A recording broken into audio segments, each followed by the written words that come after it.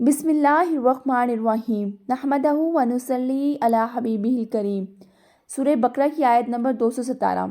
يسألونك عن الشهر الحرام قتال فيه قل قتال فيه كبير وصد عن سبيل الله وكفر به والمسجد الحرام وإخراج أهله منه أكبر عند الله والفتنة أكبر من القتل ولا يزالون يقاتلونكم حتى يردوكم عن دينكم إن استطاعوا ومن يرتدد منكم عن دينه فيمت وهو كافر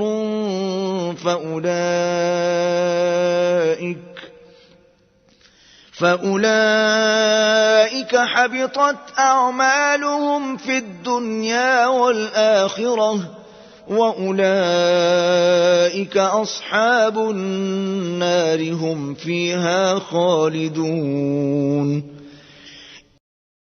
اے پیغمبر، لوگ تم سے عزت والے مہینوں میں لڑائی کرنے کے بارے میں دریافت کرتے ہیں۔ کہہ دو کہ ان میں لڑنا بڑا گناہ ہے، اور اللہ کی راہ سے روکنا اور اس سے کفر کرنا اور مسجد حرام یعنی خانہ کعبہ میں جانے سے بند کرنا اور اہل مسجد کو اس میں سے نکال دینا جو یہ کفار کرتے ہیں، اللہ کے نزدیک اس سے بھی زیادہ گناہ ہے، اور فتنہ انگیزی خون ریزی سے بھی بڑھ کر ہے۔ اور یہ لوگ ہمیشہ تم سے لڑتے رہیں گے، یہاں تک کہ اگر مقدور رکھیں تو تم کو تمہارے دین سے پھیر دیں، اور جو کوئی تم میں سے اپنے دین سے پھر کر کافر ہو جائے گا اور کافر ہی مرے گا تو ایسے لوگوں کے اعمال دنیا اور آخرت دونوں میں برباد ہو جائیں گے، اور یہی لوگ دوزخ میں جانے والے ہیں جس میں ہمیشہ رہیں گے۔ اچھا، رجب، ذوالقعدہ، ذی الحج اور محرم جو تھے، یہ 4 مہینے زمانہ جاہلیت میں بھی حرمت والے سمجھے جاتے تھے۔ ان مہینوں میں جنگ و جدال کو ناپسند کیا جاتا تھا۔ اسلام نے بھی ان کی حرمت کو برقرار رکھا، اور آپ صلی اللہ علیہ وسلم کی زندگی سے بھی ہمیں یہ پتہ چلتا ہے کہ آپ صلی اللہ علیہ وسلم ان 4 مہینوں میں جنگ و جدال سے پرہیز کرتے تھے، پسند نہیں فرماتے تھے۔ اب اس آیت کا شان نزول یہ ہے کہ آپ صلی اللہ علیہ وسلم نے عبداللہ بن حجش کی سرکردگی میں مجاہدین کی ایک جماعت روانہ فرمائی تھی۔ انہوں نے مشرکین سے قتال کیا۔ اب ان کا یہ خیال تھا کہ وہ جمادی الاخرہ کا آخری دن ہے، مگر در حقیقت کیا ہوا تھا کہ چاند جو تھا وہ 29 ڈیز کا ہو گیا تھا، ٹھیک ہے، 30 ڈیز کا نہیں تھا، 29 ڈیز کا ہو گیا تھا، اور وہ رجب کی پہلی تاریخ بن رہی تھی، اور انہوں نے قتال کیا تھا، مطلب جنگ کی تھی۔ تو اس پر کفار نے مسلمانوں کو آڑ دلائی ہے، ٹھیک ہے، کہ تم نے ماہ حرام میں جنگ کی ہے، اور حضور صلی اللہ علیہ وسلم سے اس کے متعلق سوال ہونے لگے۔ تب یہ آیت نازل ہوئی اور کہا گیا کہ یقیناً حرمت والے مہینوں میں قتل گناہ ہے، لیکن حرمت کی دہائی دینے والوں تمہیں اپنا طرز عمل نظر نہیں آتا؟ یہ خود تو سے بھی بڑے جرائم کے مرتکب ہیں، یہ اللہ کے راستے سے روکتے ہیں، یہ مسجد حرام میں جانے سے لوگوں کو روکتے ہیں، وہاں سے مسلمانوں کو نکلنے پر مجبور کرتے ہیں۔ اس کے علاوہ یہ کفر و شرک خود تو کرتے ہی کرتے ہیں، لوگوں کو بھی اس کی طرف راغب کرتے ہیں، لوگوں کو بھی اپنا دین چھوڑنے کی طرف راغب کرتے ہیں۔ تو یہ جو گناہ ہے یہ قتل سے بھی بڑے گناہ ہیں، یہ اس سے بھی بڑا فتنہ ہے، جس طرح کہ ہم نے سورہ بقرہ میں پہلے بھی پڑھا ہے کہ فتنہ جو ہے وہ قتل سے زیادہ سخت ہے۔ اب آگے آتا ہے کہ یہ تم سے لڑتے رہیں گے، اور یہاں تک لڑیں گے کہ تمہیں اپنے دین کی طرف نہ پھیر لیں، اور جو شخص اپنا دین چھوڑ کے، اسلام چھوڑ کے وہ کافر ہو جاتا ہے، وہ مشرک ہو جاتا ہے، تو اس کے لیے بہت سخت سزا ہے۔ ان کے لیے یہ ہے کہ تم اپنا دین چھوڑ کر مرتد ہوئے اور کفر کی حالت میں مر جاتے ہو، تو ایسے لوگوں کے اعمال بالکل ضائع کر دیے جائیں گے۔ اگر کوئی شخص مرتد ہو جائے اور وہ توبہ نہیں کرتا تو اس کی سزا قتل ہے۔ سیدنا عبداللہ بن عباس رضی اللہ عنہ بیان کرتے ہیں کہ رسول صلی اللہ علیہ وسلم نے فرمایا، جو شخص اپنا دین بدل دے اسے قتل کر دو۔ یہ بخاری شریف کی حدیث ہے، مطلب مرتد کی سزا قتل ہے اسلام میں۔ بے شک اللہ مومن پر کسی ایک نیکی کے معاملے میں بھی ظلم نہیں کرے گا، اس کو بدلہ دنیا میں بھی دیا جائے گا اور آخرت میں بھی دیا جائے گا، لیکن کفار کو اس کی تمام نیکیوں کا بدلہ جو اس نے کی ہوں گی دنیا میں دے دیا جائے گا، یہاں تک کہ جب وہ میدان محشر میں پہنچے گا تو اس کے پاس کوئی نیکی نہیں ہوگی، نہ اس کا اسے بدلہ دیا جائے گا۔ یہ مسلم شریف میں کی حدیث میں ہے، ٹھیک ہے۔ ہاں، مطلب مومن جو ہیں ان کو دنیا اور آخرت دونوں میں حصہ ملے گا، لیکن جو کفار ہیں ان کو صرف اور صرف دنیا میں حصہ ہے، ان کا آخرت میں کوئی حصہ نہیں ہے۔ جس طرح کہ سیدنا عبداللہ بن عمر رضی اللہ تعالیٰ عنہ بیان کرتے ہیں کہ رسول صلی اللہ علیہ وسلم نے فرمایا، اللہ جنتیوں کو جنت میں داخل کرے گا اور دوزخیوں کو دوزخ میں داخل کرے گا۔ پھر ایک اعلان کرنے والا ان کے درمیان کھڑے ہو کر اعلان کرے گا، اے اہل جنت اب موت نہیں آئے گی، اور اے اہل دوزخ اب موت نہیں آئے گی، جو جس جگہ پر ہے ہمیشہ وہیں رہے گا۔ یہ مسلم شریف کی حدیث ہے۔ ہم پڑھتے ہیں نا کہ ان کا ٹھکانہ جہنم میں اور وہ اس میں ہمیشہ رہیں گے، اور مومنوں کے لیے کیا ہے؟ جنت کی خوشخبری، اور وہ اس میں ہمیشہ رہیں گے۔ کیوں ہمیشہ رہیں گے؟ کیونکہ جب آپ جنت اور جہنم کا فیصلہ ہو جائے گا اس کے بعد موت نہیں آئے گی۔ اللہ تعالیٰ جو ہے وہ موت کو ذبح کروا دیں گے، اور وہاں پہ اعلان کیا جائے گا کہ اب کسی کو موت نہیں آئے گی، ٹھیک ہے۔ اس کے بعد آ جاتی ہے آیت نمبر 218۔ إن الذين آمنوا والذين هاجروا وجاهدوا في سبيل الله أولئك يرجون رحمة الله والله غفور رحيم۔ جو لوگ ایمان لائے اور اللہ کے لیے وطن چھوڑ گئے اور کفار سے جنگ کرتے رہے، وہی اللہ کی رحمت کے امیدوار ہیں، اور اللہ بخشنے والا ہے، رحمت کرنے والا ہے۔ اچھا، اب مرتد لوگوں اور ان کے انجام کا ذکر کرنے کے بعد اللہ تعالیٰ نے اہل ایمان کا ذکر کیا ہے کہ جو لوگ ایمان لائے اور اس نے اسلام کی خاطر اگر اپنے وطن، مال و دولت، خاندان اور دوست احباب کو چھوڑ کر ہجرت کی، تو یہ ایسے لوگ ہوتے ہیں ایمان والے کہ وہ ہجرت کریں گے اور اللہ کے دین کی نصرت اور دشمنان دین کا قلعہ کما کرنے کے لیے جہاد کریں گے۔ یہی لوگ ہیں جو اللہ کی رحمت کے امیدوار ہوں گے۔ سورہ توبہ کی آیت نمبر 20 میں بھی ارشاد ہوا ہے، جو لوگ ایمان لائے اور انہوں نے ہجرت کی اور اللہ کے راستے میں اپنے مالوں اور اپنے جانوں کے ساتھ جہاد کیا، اللہ کے ہاں درجے میں زیادہ بڑے ہیں اور وہی لوگ کامیاب ہیں۔ ٹھیک ہے، اس آیت میں کیا آ رہا ہے کہ جو اللہ کی راہ میں جہاد کرتے ہیں وہی لوگ جو ہیں ان کو اللہ تعالیٰ کی رحمت اپنے اس میں ڈھانپے ہوئی ہے۔ ٹھیک ہے، اللہ تعالیٰ بہت بخشنے والا، بہت مہربان ہے۔ اس کے بعد بڑی امپورٹنٹ سی ایک آیت آ جاتی ہے، آیت نمبر 219۔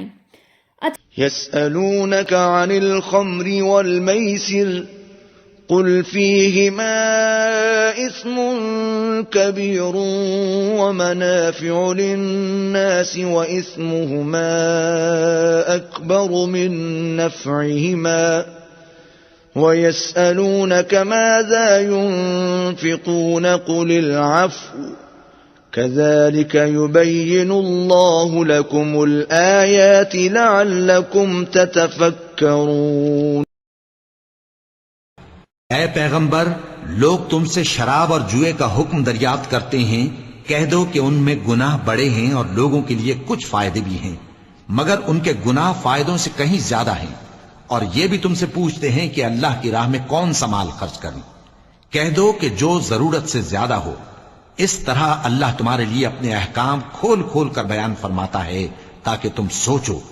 اس آیت میں جو ہے رسول صلی اللہ علیہ وسلم سے جو ہے مشرکین اور جو دوسرے لوگ تھے عرب کے، وہ شراب پینے اور جوا کھیلنے سے متعلق پوچھتے تھے، تو وہاں پہ اللہ تعالیٰ نے فرمایا ہے، جواب دیا ہے کہ اے رسول اللہ صلی اللہ علیہ وسلم، آپ کہہ دیجئے کہ ان دونوں میں بہت بڑا نقصان ہے، یہ دونوں کام اللہ کے ذکر سے باز رکھتے ہیں۔ اچھا، اب اس میں دیکھیں آ رہا ہے کہ اس کے کچھ فوائد بھی ہیں لیکن اس کے نقصان بڑے ہیں، تو اب اس کے نقصانات کیا ہیں کہ یہ اللہ کے ذکر سے باز رکھتے ہیں، یہ نیکیاں کرنے سے روکتے ہیں، شراب اور جوئے کے نشے میں انسان کو ہوش نہیں رہتا کہ اس کے ذمہ کچھ فرائض بھی ہیں جن کو اسے ادا کرنا ہے، کیونکہ یہ لت ایسی ہوتی ہے، شراب میں تو آپ ویسے ہی مت ہوش ہو جاتے، نشے میں تو آپ کو ویسے ہی ہوش نہیں ہوتا، اور جوا جو ہوتا ہے اس میں آپ کو ویسے ہی لت پڑ جاتی ہے کہ آپ جیتو اور ہار بھی جاؤ تو آپ کو ہوتا ہے کہ میں اب جیت کے دکھاؤں، تو آپ اپنی جو فرائض ہوتے ہیں، ذمہ داری ہوتی ہیں، ان سے آپ ہٹ جاتے ہو، نشے میں آپ دنیا اور معافیت سے بے فکر ہو جاتے ہو۔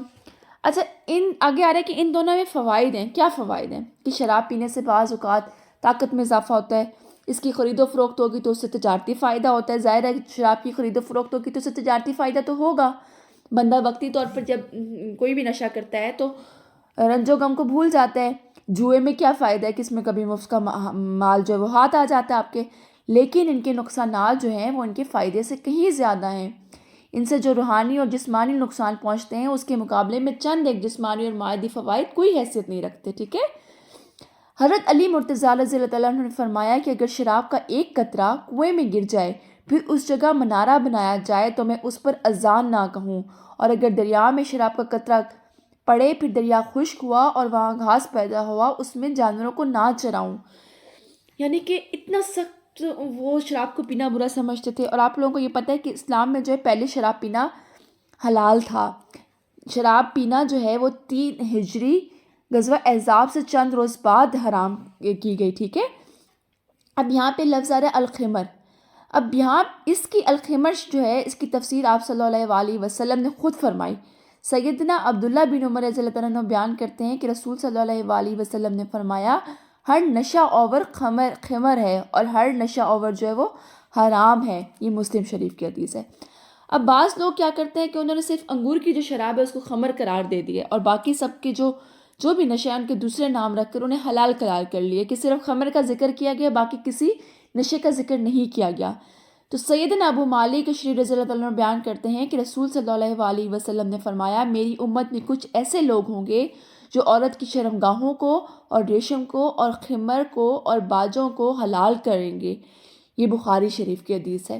اللہ پاک ہمیں ہر نشاور چیز، ہر برائی سے بچا کے رکھے، ہماری نسلوں کو بھی۔